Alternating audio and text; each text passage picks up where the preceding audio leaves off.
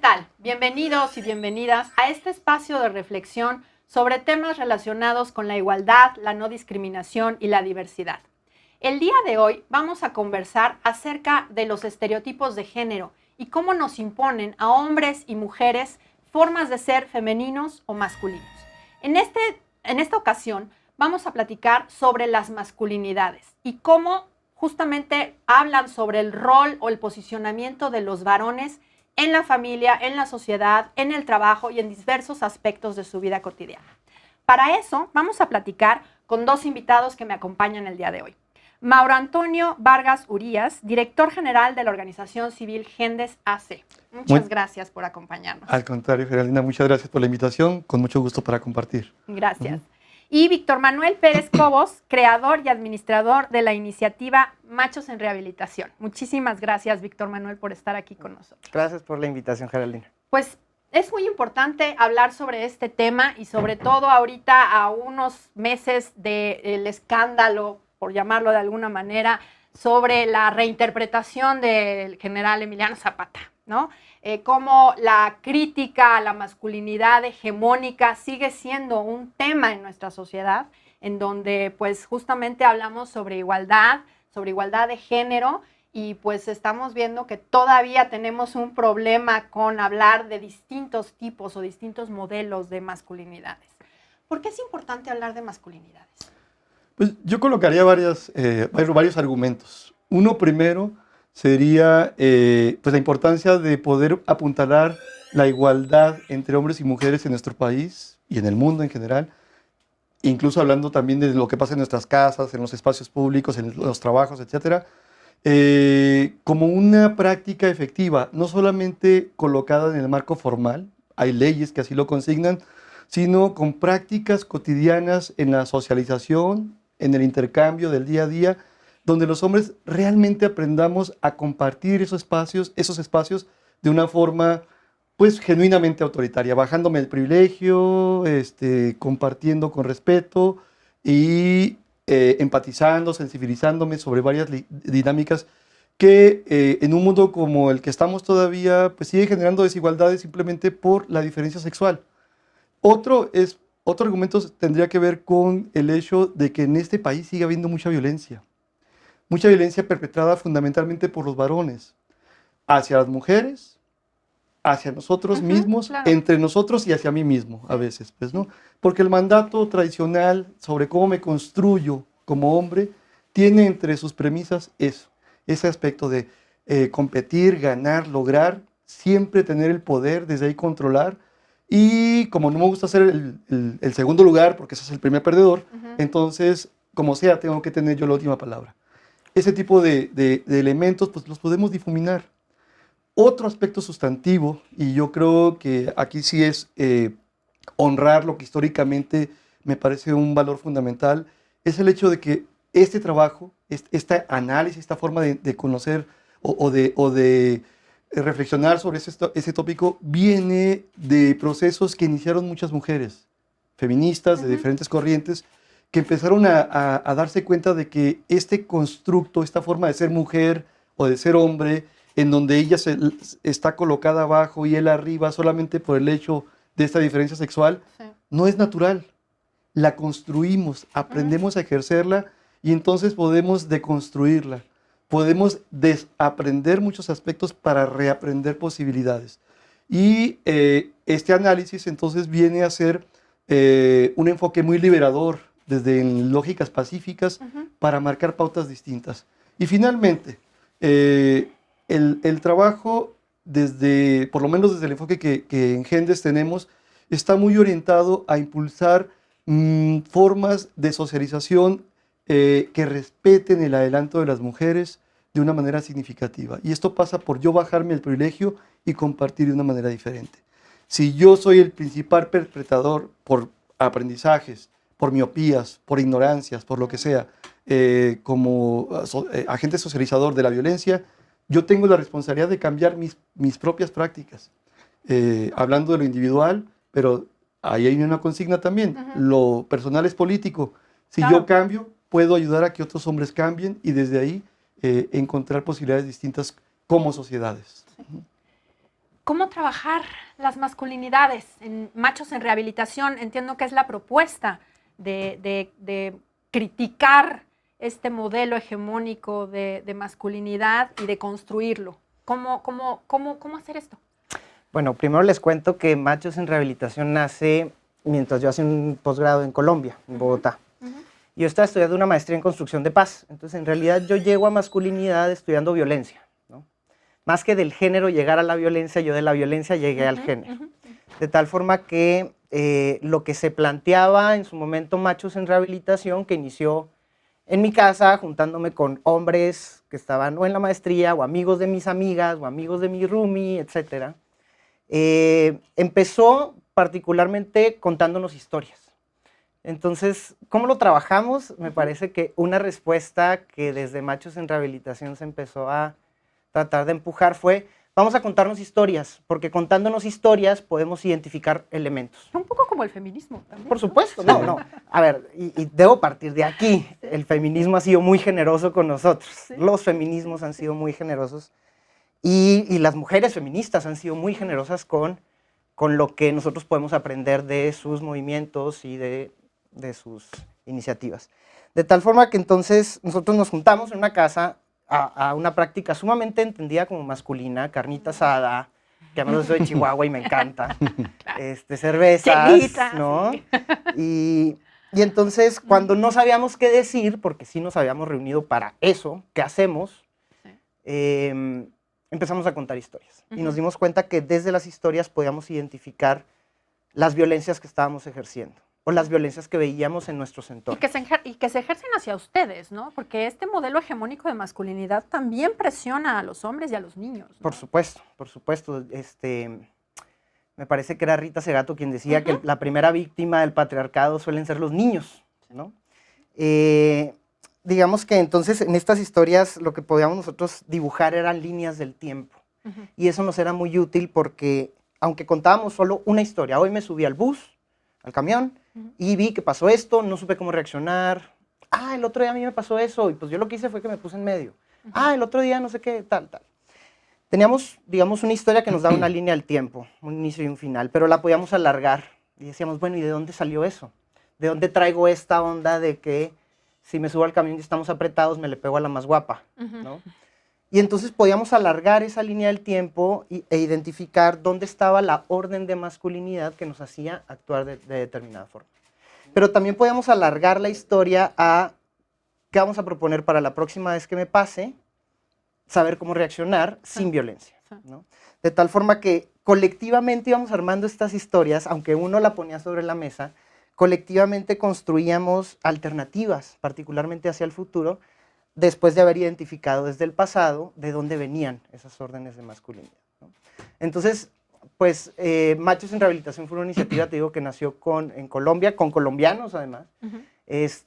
Yo regreso a México y tenemos ahorita algunos proyectitos en mente, etcétera, pero particularmente el punto de partida, pues, de Machos en Rehabilitación es el uso de las historias, el uso de las historias para identificar elementos y pensarnos colectivamente alternativas.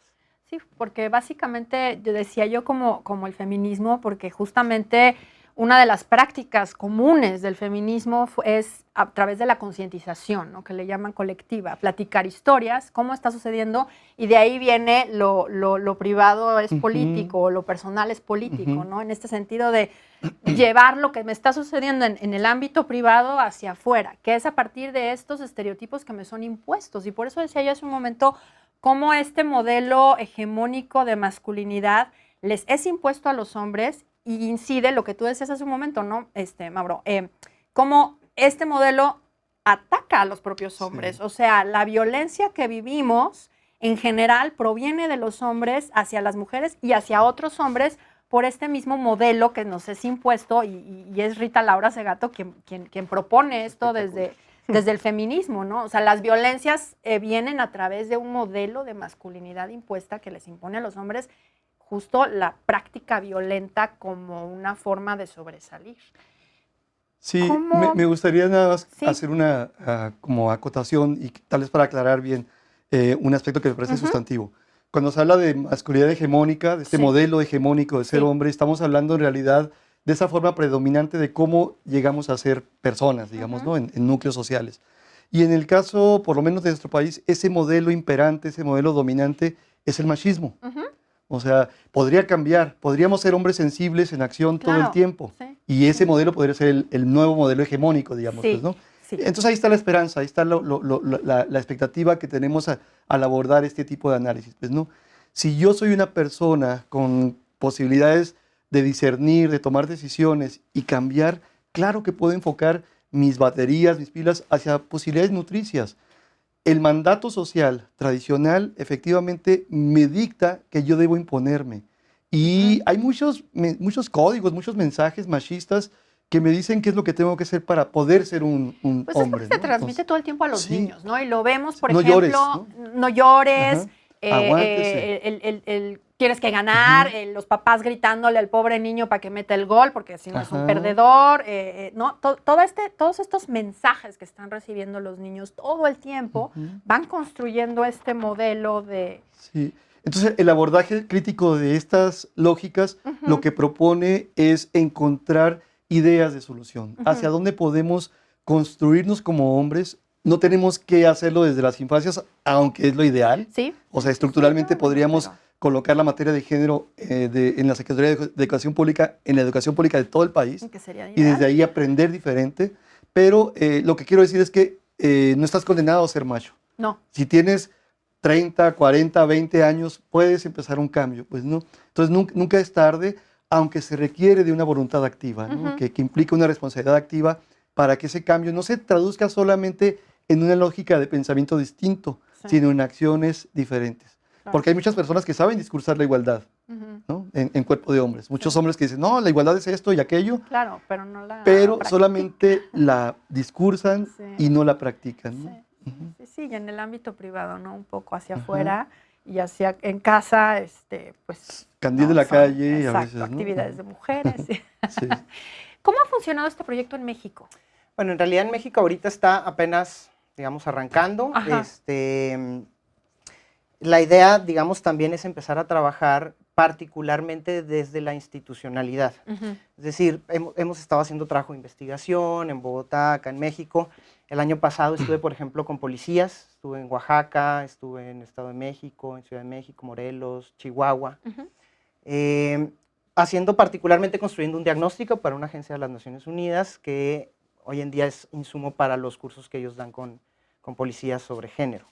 Pero digamos que una de las cosas clave que nos hemos encontrado es cómo funciona estas dinámicas en las que la institución, si bien la institucionalidad otorga o llena de identidad a los sujetos que la conforman, pues de la misma forma estos sujetos también dan identidad, también alimentan de identidad a la institucionalidad. Entonces, en estos ciclos de identidad que se van retroalimentando, hay un montón de órdenes de masculinidad que nos están haciendo más violentos.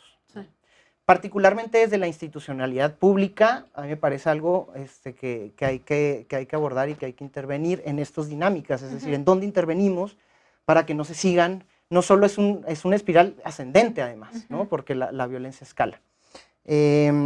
Entonces, no sé, yo soy muy futbolero y estudié en Monterrey, y hay una imagen que me parece una joya, en donde se está peleando un jugador con un entrenador, y atrás sale el árbitro atacado de risa, ¿no? Uno le está diciendo, yo soy el número uno, y el otro, yo soy el número uno. Y el árbitro atrás atacado de risa, y yo siempre que expongo esta imagen, yo pregunto en qué medida esta es una fotografía de nuestras instituciones públicas, de nuestras autoridades, de los jueces, de los fiscales. ¿Sí? Entonces, digamos que intervenir en las dinámicas de la masculinidad desde la institucionalidad, me parece que puede ser una herramienta muy multiplicadora. Claro. Y no solo desde la institucionalidad pública, sino también desde la privada, porque somos también en donde trabajamos, somos en donde nos divertimos, es decir, todas las instituciones públicas o privadas con las cuales interactuamos, al final hay una retroalimentación que nos está construyendo y que nos está construyendo como masculinos para ejercer violencia, ¿no? Entonces, digamos que esta es una de las apuestas que se tienen en este momento en México.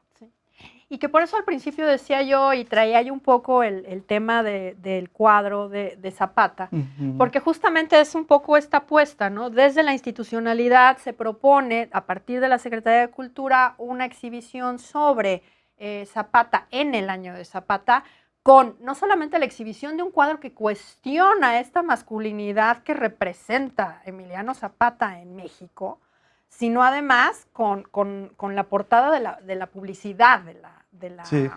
de la exposición. ¿Cómo ves esta cuestión? Pues me parece un fenómeno muy interesante lo que ha provocado, pues, ¿no?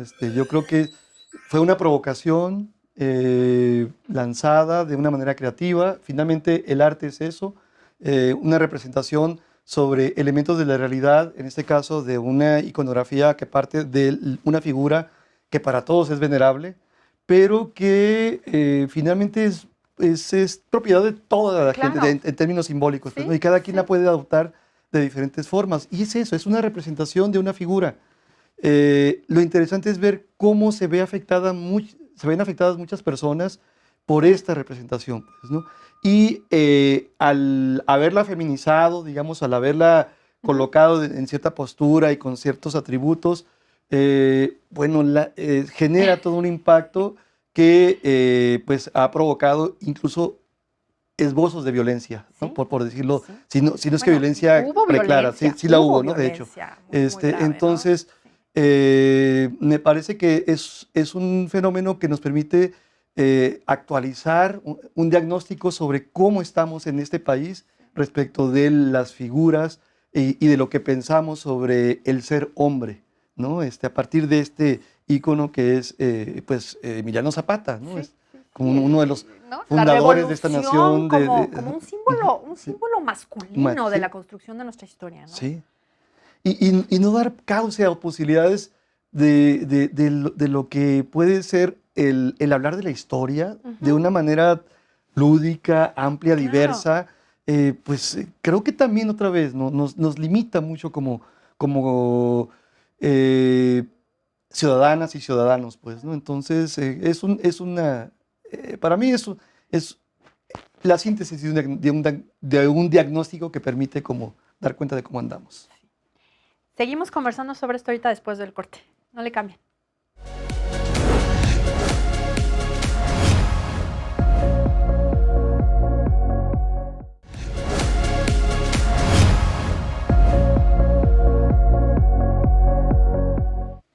Estamos de vuelta y estamos conversando sobre masculinidades. Y nos quedamos antes del corte hablando sobre el tema de la pintura de Emiliano Zapata feminizado. Y yo tengo una pregunta. ¿Es frágil la masculinidad? Mira, dándole varias vueltas, yo diría que al contrario. Creo que la masculinidad es tan fuerte que nos hace reaccionar así. Entendiendo la masculinidad como este marco normativo, ¿no? Y ahora, las formas que toma la masculinidad es bien complejo porque cada cabeza va a tener un modelo de masculinidad distinto, de tal forma que si nos preguntamos cómo se ve la masculinidad, pues se ve del mismo número de cabezas que hay en este mundo.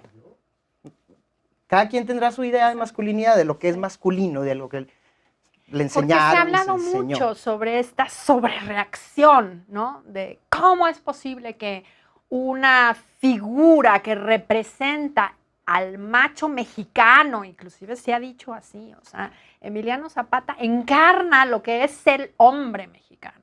Claro. Y entonces se está hablando mucho de cómo esta inseguridad tan grande de que un cuadro, una pintura, pueda ser capaz de destruir una reputación mundial. Pero es que lo inseguro no es masculino, de entrada, ¿no? Sí. Más bien lo masculino es seguro, Sí. es fijo. Sí. De tal forma que más bien yo me cuestiono si más bien la masculinidad es tan fuerte que nos hace levantarnos e ir a manifestarnos, Sí. cuando no nos Te hace obliga. levantarnos e ir a manifestarnos otras cosas mucho más graves que están pasando en el país. Sí. Pero cuando cuestionan la masculinidad, entonces este sistema Sí. es tan fuerte, está tan bien estructurado, lo tenemos tan internalizado, que nos genera una revolución interna, Claro. ¿no? Por eso digo que más que frágil, en realidad la masculinidad es muy fuerte. Sí, y lo tenemos Sí, muy yo- internado. yo creo que de lo que es, sí, comparto la idea en la base, pero también en el análisis amplio, cuando colocamos la masculinidad otra vez desde esta figura hegemónica donde el machismo sigue siendo imperante en nuestro país, esa pintura viene a desafiar los cánones que marcan la manera en que se debe representar al patriarca, pues, ¿no? Al gran hombre. Y sí, desde ese lugar no hay posibilidad de ruptura, no hay ninguna fisura que quepa, sobre todo si tiene que ver con este ángulo orientado hacia la feminización. ¿Qué implicaría feminizar a un varón como este en esta figura emblemática, pues, ¿no? O sea, da cuenta, pues, de que la mujer y todo lo relacionado con lo femenino es menos, es inferior, es degradante, ¿no? Digo, detrás de todo esto Sí. está toda esta serie de representaciones. Y está la cuestión de que el privilegio del varón machín, no se puede desafiar. Sí. No, nadie lo puede tocar porque debe ser sagrado, debe ser invulnerable y desde ahí respetado.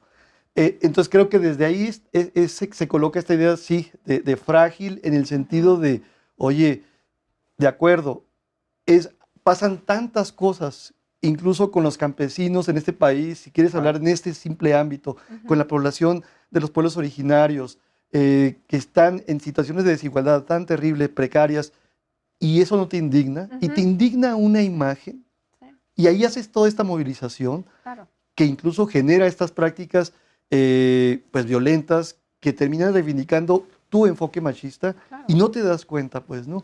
Y hay que verlo también de una manera muy interesante porque hay que ver que este paraguas cultural patriarcal nos cubre a todas y a todos, pues, Sí. ¿no? Entonces hay muchas mujeres que también están indignadas con estas lógicas, o bueno, con esta pintura, reclamando que haya que la quiten o que la sancionen, pues, ¿no? Sí. Mínimo, ¿no? Que la Entonces, quemen que la incluso, quemen, ¿no? sí. Sí, inclusive, y además aquí un poco lo irónico es que justamente muchas de estas personas estaban indignadas porque salieron las mujeres a protestar por la violencia que vivimos todos los días y hubo pintas y ahora estas mismas personas quieren quemar una obra artística, ¿no? Entonces es un poco la ironía de cuándo se vale y cuándo no se valen las expresiones pues de protesta y hasta dónde, ¿no? Porque también era un poco el reclamo. Y justo era un poco también por aquí la crítica, de decir, a ver, no reaccionas cuando salen cientos de mujeres a las calles a No te reclamar la solidarizas, violencia, ¿no? ¿no?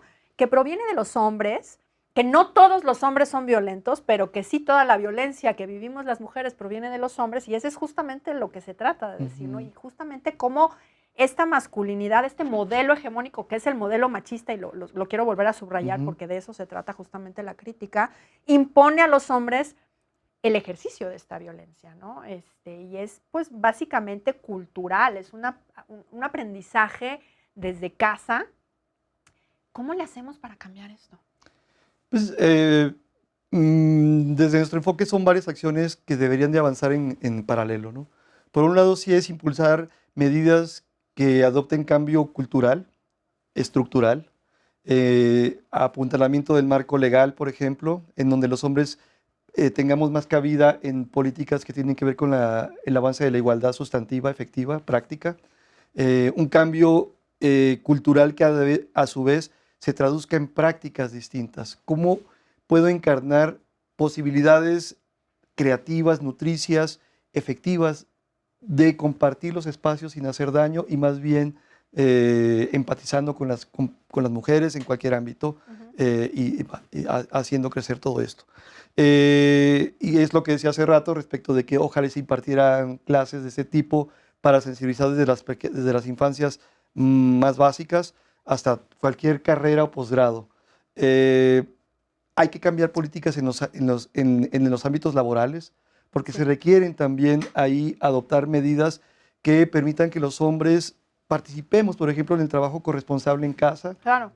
Pero necesitamos tiempo, necesitamos permisos, necesitamos acciones que además hagan valer la noción de que si yo pido un día porque quiero ir al festival de mi hija, no se me sancione socialmente por eso, Claro. ¿no? O sea, este tipo de cuestiones. A veces me gusta decir a los compañeros que vienen a nuestros grupos que el cambio más complejo es el propio, pues, ¿no? Sí. Porque Sí. este asunto de ir contra esta corriente cultural implica el desafío constante a veces de tu propia familia. Es muy complicado. Entonces, Sí. hay que cambiar muchos aspectos. ¿Cómo se representan las figuras de las mujeres y los hombres en los medios, en las telenovelas, en el cine, en las canciones? Hay mucho que hacer pues, en el orden estructural y simbólico que requiere cambio. No es sencillo, pero ya le estamos avanzando, ¿no? No me gusta ver siempre nada más como el lado gris del asunto, sino acciones que también ya pueden ir encaminando procesos que hasta hace unas décadas pues ni se pensaban, ¿no? Entonces ya hay cierta sensibilización, pero falta muchísimo. O sea, las violencias que estamos viviendo en este país hoy día creo que consignan o justifican la necesidad de que se invierta en términos de política pública de manera más decidida en medidas preventivas, en ciertas sanciones, porque hay mucha impunidad, sobre todo en materia de género, de violencia de género, hay mucha impunidad y hay que sostener elementos que permitan que estos cambios pues tengan cauces efectivos para lograrse, pues, ¿no? Sí, algo que a mí me parece fundamental es el tema de la conciliación familia y trabajo, ¿no? Ujú. Porque yo creo que las mujeres logramos salir de casa para incorporarnos en el ámbito laboral, en la vida pública, por llamarlo de alguna manera, pero los hombres no han logrado incorporarse a la vida privada y familiar. Y no nada más porque no quieran, sino porque muchos quieren, pero no No hay pueden, manera. justamente Ujú. porque hay una penalización social y laboral. Yo he escuchado de muchos trabajos en donde las mujeres tienen facilidades y tienen flexibilidades de horario y los hombres no, aunque sean padres de familia, por ejemplo, o inclusive aunque sean el padre, Ujú. no haya una pareja. Entonces, ¿cómo en tu experiencia, por ejemplo, en Colombia, nos pudieras compartir? ¿Viste algo así? ¿Se comentaba este tema? ¿Hay algún avance en políticas públicas en este sentido? Es muy mínimo. Ujú. Hay algunas iniciativas y creo que tocaría hablar también hasta de las líneas discursivas que hay en Ujú. materia de masculinidades. En Colombia y en México, digamos, creo que estamos en un estado muy, muy similar. Ujú.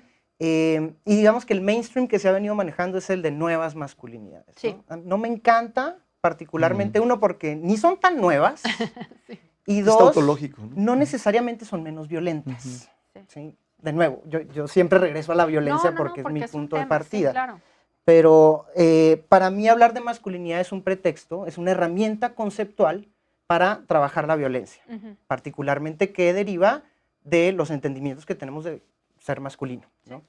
Entonces, digamos, se ha estado tratando de posicionar, incluso entiendo desde ONU Mujeres acá en México, el concepto de masculinidades positivas. Ujú. Me gusta más que el de nuevas, pero tampoco me queda tan claro que positivas necesariamente sean menos violentas. Es decir, por positivo podemos entender muchas cosas. Ujú. O implica lo negativo, ¿y lo negativo qué sería? ¿Qué es ¿no? lo negativo? Lo negativo es que me Ujú. feminicen a Zapata, ¿no? Ujú. Entonces, Ujú. creo que tendríamos que tener líneas discursivas más claras, Ujú. centradas en la violencia. Es decir, claro que tenemos que trabajar desde el concepto, desde esta herramienta conceptual de la masculinidad, pero para hablar de violencia, para trabajar las violencias que estamos ejerciendo y cómo las disminuimos, por lo menos, si no las eliminamos. Eso por un lado. Ahora, no necesariamente en Colombia, pero aquí fue muy interesante. Estuve todo este año visitando centros penitenciarios. Ujú. Y estuve haciendo, pues, digamos, revisión documental y pedía siempre, oye, ¿me puedes enseñar una licencia de maternidad? Ujú. Sí, claro, y ay, la carpetota, ¿no? Oye, ¿y una Ujú. licencia de paternidad? No hay. Ni una sola, nadie ha sido papá. No, sí, claro, pero pues no la piden. ¿Y por qué crees que no la piden? No, pues dicen que voy a estar haciendo en la casa, o se ve mal. Sí. Los compañeros aquí me van a ver mal Ujú. si me tomo esos días. Además de que en México son 5 días y es súper No, bueno, ridículo. es ridículo, Ujú. absolutamente. Pero entonces digamos que, retomando un poco lo que decía Mauro, que me parece interesantísimo, cómo el derecho Ujú. nos está mandando órdenes de masculinidad. Sí, No lo tiene que verbalizar como tal, sí. pero el derecho, el derecho como institución, Sí. vuelvo a esta retroalimentación desde la Está institucionalidad. construido desde esta perspectiva Por supuesto. masculina, ¿Quién ¿no? creó la Ley Federal del Trabajo? Sí. Pues un congreso que tenía muy internalizadas estas órdenes de Bueno, masculinidad. es un capítulo de las mujeres en el trabajo, como, No, digamos, ¿no? Como Sí. extra. como apenas estamos regulando el tema del trabajo doméstico, por ejemplo, etcétera, ¿no? Entonces, me parece que sí, estoy de acuerdo con Mauro, coincido completamente con Mauro, que tenemos que trabajar desde lo institucional. Tenemos que trabajar desde lo individual también, me parece que sí, y tenemos que Sí, trabajar, tienen que tocar esos polos, ¿no? por supuesto, esa retroalimentación tiene que ir, Claro. ¡fum!, o sea, cambiar, digamos, de dirección. Y creo que sí hay un montón de retos, particularmente que tienen que partir de una claridad conceptual. Ahora, yo colocaría una vertiente complementaria que también decía hace rato, es en paralelo. Todo lo que tiene que ver con prevención, pues, todo lo que es el abordaje con las nuevas generaciones, infancias, adolescencias, juventudes de diferentes contextos. Hay que siempre considerar este factor de que México es muy diverso y hay que entenderlo también desde esa diversidad y abordar el tema desde las singularidades que perfiles de hombres Claro. tienen en diferentes contextos, pues, ¿no? Sí. Entonces, pero bueno, hablando de prevención, sí, creo que el trabajo ahí implica este abordaje en esta lógica intergenérica de analizar lo que desde niñas y niños puedes aprender, se puede aprender para generar relaciones intergenéricas mucho más nutricias, mucho más respetuosas, verdaderamente solidarias, igualitarias, si queremos usar la palabra clave. Porque ha habido pues, ¿no? como una gran, lo veo así como un gran movimiento crítico, por ejemplo, hacia los personajes referentes para niños y niñas, por ejemplo, ¿no? Ujú. Entonces pienso en superhéroes. Ahora ya las mujeres, y me incluyo, tenemos a Wonder Woman, por poner, ¿no? O a la Capitana Marvel, ¿no? Y entonces salimos las mujeres realizadas del cine porque yo de niña no tuve esos referentes. Pero los referentes de los niños siguen siendo hombres violentos. Sí. ¿Cómo le podemos hacer para desde las masculinidades empezar a criticar que esos referentes sigan siendo ese rol, ese modelo de hombre violento, macho, que se liga a todas? Esto es súper importante porque lo que hemos escuchado en muchos hombres últimamente es que, a ver, se me está criticando, se me incluye solo como agresor, violador, malo, canijo, etcétera, pero no se me dice cómo sí ser, ¿no? O sea, el mandato social me dijo que debía ser así y yo me lo creí y me he dado cuenta de que me ha hecho daño y con eso he hecho daño a muchas personas. Ya no quiero ser, pero entonces, ¿cómo sí ser, efectivamente? ¿No? Bueno, no sé si han visto la película de Frozen, perdón. Claro. La nueva. Claro, tengo un sobrino que El personaje masculino. Sí. Es que ahorita lo pensé, tiene un papel Claro. en estos términos del machismo feminizado, porque llora o sea, se echa una canción de amor por la chica. No, y ¿no? aquí estoy, ¿en qué te ayudo? Ajá, no vengo a ¿no? salvarte, no quítense todas, ya llegué. Sí. Aquí estoy, ¿en qué te ayudo? Y es el que canta la canción de amor, Claro. de soledad. Yo quisiera ¿no? rescatar algo que me parece fundamental y es rescatar los grises. Ajá. Cuando hablamos de referentes o de modelos, usualmente solemos hacerlos blancos o negros. El hombre violento, el hombre que llora. Sí. Como si eso fuera todo. Sí. ¿No? Entonces, yo soy de Chihuahua y cuando acabé la prepa me fui un año a la Sierra de Durango, de misionero. Y pasé gran parte del año en el Triángulo Dorado, ¿no? Es decir, estaba en un contexto, además estoy hablando de 2008-2009, en un contexto de Sierra de Durango militarizada, obviamente, digamos, yo llegué a las comunidades que yo llegaba, pues eran las comunidades campesinas que producen amapola, marihuana, etc. Y nos quedábamos en las casas donde nos daban hospedaje.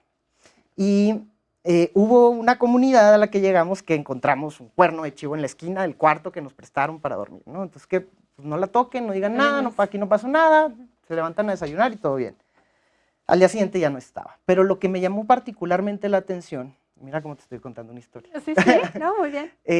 Fue que cuando el señor llega en la noche a su casa y se quita las armas y etcétera, le da un abrazo a su hija y la agarra a besos como yo, vaya, me pareció la escena más tierna que haya visto.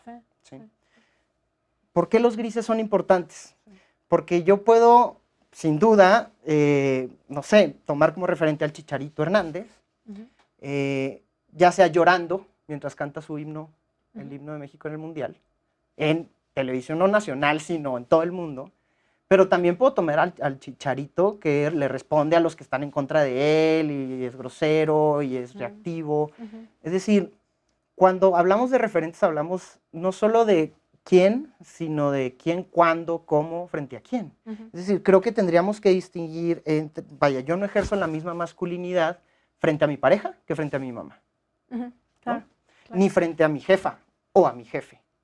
De tal forma que sí tendríamos que ser muy cuidadosos en uno, no tomarnos estos blancos y negros, como decía Mauro, ¿no? Estos referentes del hombre violento, etcétera, sino identificar cuáles son las características, los momentos, las interacciones que quiero tomar como referente. Sí, por supuesto.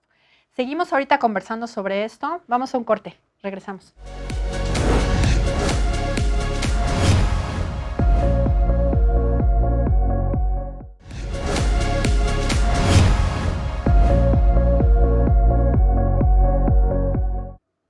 Pues ya estamos de vuelta y estamos hablando sobre el tema de masculinidades. Nos quedamos conversando sobre la cuestión de que la masculinidad no necesariamente es blanco y negro, sino podemos encontrar, digamos, una escala de grises. Matices. Matices.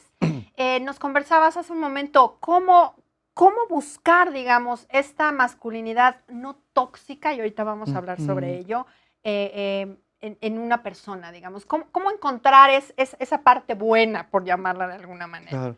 Pues mira, lo que promovemos es el trabajo que hacemos para desactivar violencias. Tenemos grupos para trabajar con hombres para este propósito, con un modelo bastante estructurado, en el que colocamos un concepto que nos parece fundamental. Lo llamamos mi yo real, ¿no? Que es esa parte creativa que está dentro de mí que me ayuda a sobrevivir satisfactoriamente. Y esto alude, digamos, a estas partes nobles, buenas, constructivas, nutricias, sanas, positivas, gratas, empáticas, solidarias, todo ese repertorio de posibilidades constructivas que el ser humano tiene para salir adelante y compartir los espacios. Eso está dentro de cada quien. Lo que buscamos es que cada hombre pueda acudir a ello, como te decía hace un segundo, que descubra ese hallazgo, ahí está, es tuyo. No tienes que estarlo buscando allá afuera, está en ti y lo puedes profesar, lo puedes compartir y quedarte ahí con la mayor frecuencia que se pueda, pues, ¿no? Decimos desde ese trabajo que nosotros cada día decidimos ejercer o no ejercer violencia en muchas situaciones, ¿no? Puede ser que alguien me haya dicho algo, ok, puedo procesar eso y sí, el enojo es válido, pero puedo el enojo canalizarlo de otras maneras. Claro. Pero muchas veces en lo que tiene que ver con nuestras parejas, nuestras hijas y las mujeres en general, como siento que puedo y que tengo la autoridad de hacerte entrar en razón, educarte, guiarte, orientarte, proveerte, etcétera, y el que paga manda, entonces yo te voy a sancionar con maneras violentas. Pero si me doy cuenta, te estoy afectando cuando digo que eres la persona que más amo, seas mi pareja, seas mi hija, etcétera. Si contacto estas versiones de mí, puedo ofrecer posibilidades muy diferentes, pues, ¿no? Entonces, allí está. Cada hombre puede ir escalando hacia ello. Esto implica, pues, sí, darme cuenta de que la violencia la aprendí, entonces la puedo desaprender para reaprender a encontrar estas versiones que están habitando dentro de mí. Y a esta masculinidad, digamos, hablando de esta escala, la que estaría, digamos, en lo más oscuro, se le ha llamado masculinidad tóxica. ¿Por qué? Pues volvemos a este gris conceptual entre lo positivo y etcétera, ¿no? Pero creo que aquí yo más bien rescataría el concepto de masculinidad hegemónica de Connell, pero más bien para hablar de la ausencia de masculinidad hegemónica entendida como masculinidad subordinada. Me parece que es una dinámica de la masculinidad súper relevante porque uno pensaría, si la masculinidad hegemónica está pensada en función de ejercer el dominio sobre otros y otras todo el tiempo, entonces la masculinidad subordinada implicaría que se ejerza el dominio sobre uno, ¿no? Volvería a los grises. Es que todos los hombres tomamos una masculinidad hegemónica y subordinada durante nuestra vida de forma... ¿no? Claro. Entonces, claro, me contaba, por ejemplo, un policía que una vez patrullando se encontró unos niños pegándole a un perro. Y que vio cómo salió el papá, caguama en mano, a decirle al niño, pero no le pegue así, cuélguelo del árbol y péguele con un palo como si fuera piñata. Y que el policía se quedó. Y para él, digamos, lo más fuerte fue, ¿cómo intervengo? O sea, ¿qué le digo a ese señor? ¿No? Y él, digamos, un policía que se asume en una función pública, de servicio público, de eliminar la violencia en los contextos urbanos. Bueno. Entonces, ¿qué pasa? Que los hombres ejercemos el dominio, a veces ejercen el dominio sobre nosotros, pero ninguna se salva del ejercicio de las violencias. Es decir, también desde la masculinidad subordinada, como la de ese niño, se pueden ejercer violencias. Incluso un niño que está bajo la subordinación completa de los papás, ¿no? Incluso ese niño puede ejercer violencia, de tal forma que, entonces la solución es que todos ejerzamos una masculinidad subordinada. No. De hecho, Rita Laura Segato ha sido muy enfática en que incluso desde las masculinidades subordinadas se ejerce violencia a veces más cruel. Y México es el caso, ¿no? Sí. ¿Por qué en el momento en el que pareciera que hay más conciencia de género, en el momento en el que el discurso de género se ha transversalizado más, incluso desde el discurso Hay más público, violencia contra las mujeres? hay más violencia y es más cruel? Entonces, ¿qué está pasando con, por ejemplo, estos hombres que desde la subordinación, claro, hay grises más oscuros y más claros? Es decir, si un hombre usualmente está más en una situación de subordinación, viene, por supuesto, la frustración. De esto Mauro nos podrá hablar, me parece mucho mejor que yo, pero esta frustración, esta desesperación, pero también, y como hablamos ahorita con la imagen de Zapata, esta reacción, ¿no? Que el modelo, básicamente basado en género, nos provoca que eso sí no me lo toques, ¿no? Toca lo que quieras, pero eso sí no me lo toques. Entonces, hablar de masculinidad tóxica podría estar en cualquiera de esos puntos de grises, desde el blanco hasta el negro. Al final de cuentas, a mi parecer, donde nos tenemos que centrar es cómo se cruzan estas órdenes de masculinidad con el ejercicio de las violencias. Tal forma que hablemos entonces de violencia que se deriva de la masculinidad o masculinidad libre de violencia, como dos polos en donde en esos grises estaremos toda la vida moviéndonos. Claro. Sí, tiene que ver pues con este constructo que todavía sigue prevaleciendo. Aprendemos a hacer a partir de lo que en la familia, en los medios, en la iglesia, en la escuela, vamos asimilando como el deber ser hombre, que sigue colocando estas nociones pues, que tienen que ver con matices o lógicas que implican este constructo machista, esta forma de imponer la superioridad del hombre respecto de la mujer y lo femenino, y en la naturaleza, en los medios. Pues, decimos desde ese trabajo, por ejemplo, que el machismo es depredador, no le importa el contexto, ¿no? Ni con tal de producir, ganar, así están nuestros mares y nuestras selvas y nuestros bosques y etcétera, ¿no? Es violento, ¿no? O sea, porque si no es por las buenas es como sea, ¿no? Y termina siendo de alguna manera pues activador de procesos que marcan desigualdades en diferentes espacios para pues colocar siempre la figura del hombre por sobre lo demás. Ahora, esto es aprendizaje. Claro. Y eso es lo que hay que hacer ver, ¿no? Y ahí está el gran desafío que tenemos como en un medio como este, ¿no? Que me parece súper significativo e importante que lo podamos compartir, porque yo también fui un hombre que me construí bajo esos cánones. Claro. Y me di cuenta del daño que me estaba haciendo a mí mismo, del que le hice a personas que yo quería, y los desafíos por ser hombre, ¿qué me ves?, etcétera, absurdos, nada más para demostrar que yo sí era muy varón, muy hombre. Cuando me doy cuenta del absurdo, que ya fue hace tiempo, pero también me doy cuenta de otro aspecto importante. Es un desafío que implica todos los días de mi vida, porque el contexto me devuelve el privilegio de ser varón. Muchos privilegios nada más por ser hombre, pues, ¿no? Y lo vi desde chiquito, pues, o sea, vi cómo en mi casa el ser hombre implicaba de niño que yo me pudiera jugar mientras mi hermana tenía que ayudar en la casa, hacer tareas, trabajo en casa. Yo podía hacer mis tareas y ella tenía que seguir haciendo trabajo en casa. Yo pude tomar decisiones como venirme a estudiar a la Ciudad de México, soy de Baja California, soy de Ensenada también, me vine a estudiar acá, casi que nada más avisando, notificando mi intención.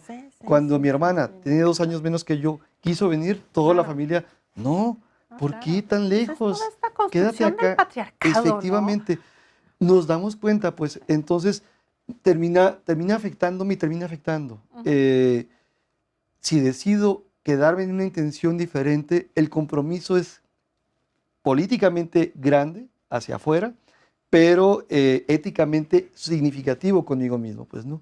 Lo cual implica ser congruente con esto que estamos tratando de impulsar, pues, ¿no? La igualdad hay que convertirla en acción permanente. Sí, sí, por supuesto. O sea, toda esta construcción patriarcal de, bueno, pues sí, en las familias, ¿no? El patriarca, normalmente el abuelo, Ah, digo tu papá. ¿no? El abuelo, y los hijos varones o los yernos que tienen que cuadrarse, y entonces como esa jerarquización de los hombres, y las mujeres somos como pues la marabunta que va para la cocina y regresa de la cocina y va, ¿no? Y estar probando todo el tiempo la masculinidad, ¿no? Hace un tiempo un amigo me decía algo que me pareció muy impresionante y se los quiero compartir, porque me decía, es que es muy cansado ser hombre, porque no puedes, por ejemplo, demostrar emoción. Tienes que tener 2 tonos de voz, el tono de voz normal y el tono de voz enojado o contundente.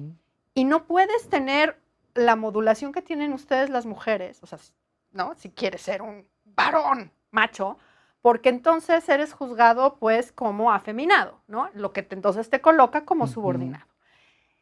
¡Qué difícil! Sí, el repertorio emocional se restringe a la expresión del enojo como posibilidad. Contactar dolor o expresarlo, tristeza, miedo, no se nos permite, ¿no? Y efectivamente tengo que entonces ofrecer versiones de mí rígidas, duras, fuertes, para imponerme, porque el mandato otra vez, yo siempre tengo que saber, yo siempre tengo que ganar y lograr y proveer, yo siempre tengo que tener la ruta clara de hacia dónde ir, porque soy el que dirige y el que, hipotéticamente, claro, ¿no? Pero si me lo creo, viene todo este juego que tú compartes, ¿no, Víctor? Bueno, en las subordinaciones, de todas maneras, ahí puedo ejercerlo con quienes pueda allá abajo, siempre, ¿no? Claro, siempre, digamos, nunca seremos el de hasta abajo, al final. Nadie será nunca el de hasta abajo. Exacto. También podemos hablar de interseccionalidad en cuanto a discriminación, etcétera, pero sí, me parece como fundamental identificar de nuevo. Yo pondría en el centro cómo es que la masculinidad nos está haciendo más violentos. Cómo es que la masculinidad nos está haciendo, por ejemplo, que en los últimos años en México el 80% de los suicidios sean hombres.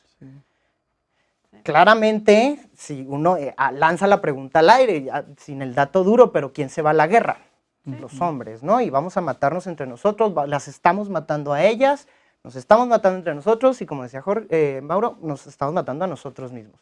De tal forma que el tema es, y no solo matar, es decir, no solo tener la violencia como la violencia física, ni siquiera como este concepto un poco más amplio de violencia directa, en términos de Galtung, por ejemplo.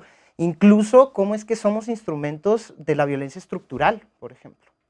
Que probablemente, seguramente en la gran mayoría de las veces de forma inconsciente, pero somos instrumentos de una violencia estructural y que particularmente, volviendo a Galtung con concepto que me parece buenísimo de violencia cultural, que son todas estas justificaciones, estos elementos de la cultura que nos sirven como justificación o como pretexto para ejercer violencias, ya sean directas o estructurales. La masculinidad es eso.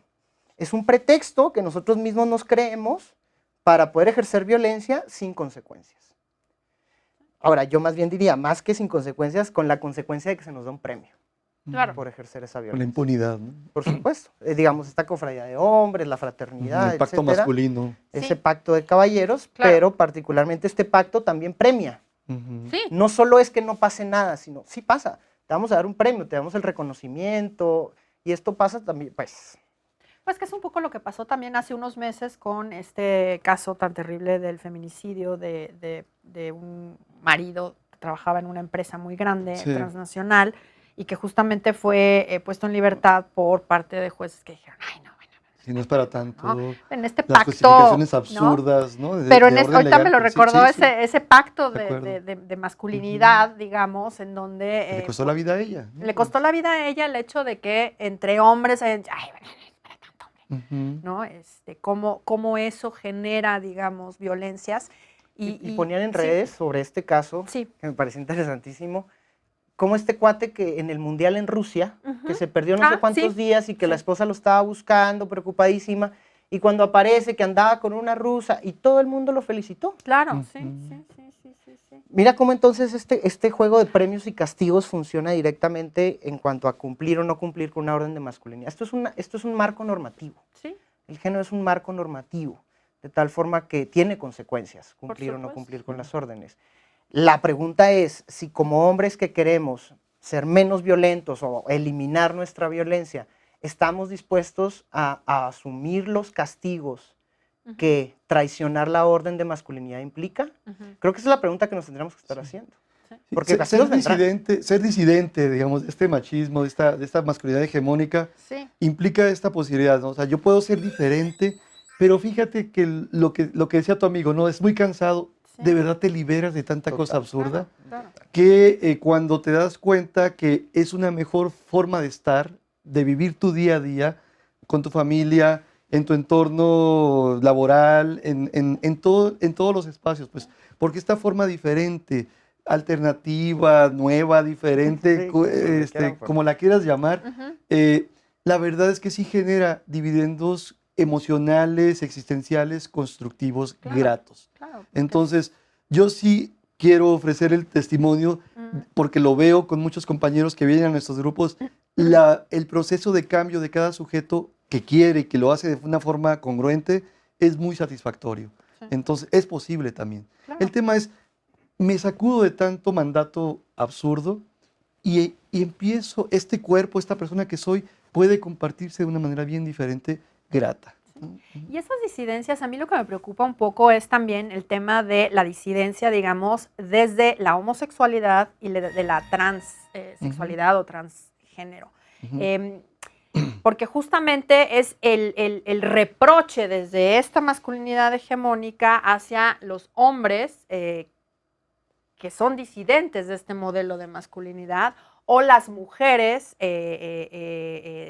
trans que pues abandonan, digamos, ujú, ese privilegio que deberían de haber tenido por haber nacido con el sexo masculino. ¿Cómo cuesta, digamos? O sea, no solamente, o sea, quiero pasar un poco porque hemos hablado solamente de las violencias hacia las mujeres o entre hombres claro. hetero, que es más o menos lo que hemos estado platicando, pero cómo esta masculinidad hegemónica justamente es la que también cobra las vidas de la diversidad sexual y de la diversidad de género, justamente por este mismo andamiaje, Ujú. pues sí, ideológico, digamos, cultural, de una hegemonía o una jerarquización, digamos, del género, en donde un hombre que se desprende, digamos, de estos privilegios y de este modelo, pues es como un hombre caído, ¿no? Y cómo hay que castigarlo. No sé Que si... hablando en términos de Connell serían las Mm, masculinidades periféricas, pues, o sea, ujú, estas que están bordeando lo que debería ser un hombre y ujú, que se sancionan porque nuevamente se acercan a la concepción de lo femenino o de ujú, lo que es ser mujer. sí, Y si desde niño te dijeron, el último es vieja, sí, sí, no llores como, no corras como niña, tú no eres niña, tú no eres mujer, sí, etcétera, sí, lo que va construyéndose en muchas mentes es la noción de que eso es degradante, ujú, esto es lo menos, lo peor, etcétera, claro, etcétera, ¿no? sí, Y entonces, cuando se traduce en lógicas pues muy claras de formas de existir, eh, la masculinidad hegemónica dice, erradica, ujú, sí, sanciona, sí, castiga. sí, No pueden ser. Si estamos hablando entonces de que la discriminación es otra forma de violencia, pues bueno, esto apunta de una manera pues muy terrible hacia mm. esas expresiones de también ser personas, pues, Sí, ¿no? sí, sí, sí. Y no nos queda ya mucho tiempo, pero sí me parece fundamental también hablar de cómo este modelo hegemónico machista, digamos, de la masculinidad, lastima el ejercicio de derechos de los propios hombres. Ya hablábamos hace un momento sobre el tema de las violencias, por supuesto, fundamental, sobre el tema de los derechos familiares, digamos, de una conciliación laboral, pero aquí nos dejabas estas propuestas de agenda pública y habla, por ejemplo, del derecho a la salud. No sé si nos pudieran platicar un poco cómo este modelo, digamos, lastima en el tema del acceso a la salud de los hombres, del no cuidarse a sí mismos, porque eso implica, pues sí, deshacerse de esta fortaleza, ¿no? Ahí creo que Mauro nos podría iluminar mucho mejor que yo. Resaltaría que, pues en México tenemos algunos referentes, Juan Guillermo Figueroa, Beno de Keyser, que son muy finos para hablar de acceso a la salud desde la masculinidad. Simplemente sí, yo resaltaría más un tema incluso de salud mental. Me parece que en dado caso, de repente vemos por ahí luces desde políticas públicas, particularmente de alguna Secretaría de Salud, ya sea local o la federal, que usualmente se suelen limitar a ¿ya te checaste la próstata? Sí. Que además es donde más, digamos, este modelo sí hegemónico más le dolerá, ¿no? Como ahí no me toques, compadre. Sí. Entonces tendríamos que ampliar mucho más desde la política pública los servicios. Yo resaltaría salud mental, pues no sé qué tan ligado pueda estar al tema, pero también el mes pasado, antepasado, un hombre de una universidad muy conocida acá en Ciudad de México se suicidó, por ejemplo, y digamos que empezó a levantar voces de qué están haciendo las universidades. Entonces, no solo desde el sector público, sino también desde el sector privado, en qué medida estamos atendiendo la salud de los hombres. Sí, cuando lo colocamos ahí, que es un ejercicio que se hizo de una manera interdisciplinaria con colegas de otros espacios, como Cómplices por la Equidad y el CEPEC, lo que buscamos fue que a través de un cuerpo de varias mentes, digamos, pensáramos en cómo esta forma tradicional se puede de ser hombre puede ser un factor de riesgo para la salud, ¿no? Y en términos de salud pública. ¿Y cómo tienen que desarrollarse políticas? Sí, y... Se nos acabó el tiempo. Ok. Perdón. No, no hay cuidado. Ya me están haciendo señales. Habrá otra oportunidad. Pero seguro que habrá otra oportunidad, porque a mí me interesa mucho que desarrollemos este tema de salud en general, salud mental, pero en general me parece que es fundamental para hablar sobre cómo la masculinidad afecta también a los hombres. Muchísimas gracias por acompañarnos. Gracias. Y pues seguramente nos estaremos viendo por acá y nosotros nos vemos a la próxima. Muchas gracias por acompañarnos.